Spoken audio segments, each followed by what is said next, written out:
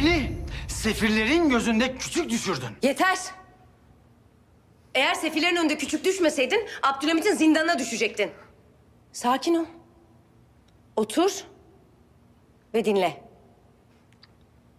Şivenaz Sultanımızı dinlemeliyim, öyle değil mi? Değil mi? Öyle.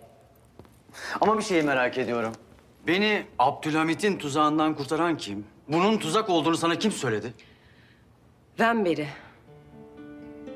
Venberi mi?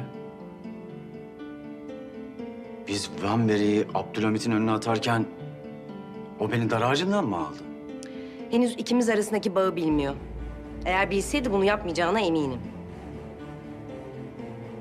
Venberi ile mi görüştün? Hayır. Onunla kimse görüşemez. Abdülhamit'in göz hapsinde. O halde bunu sana nasıl söyledi? Mehmet Selim'le konuşurken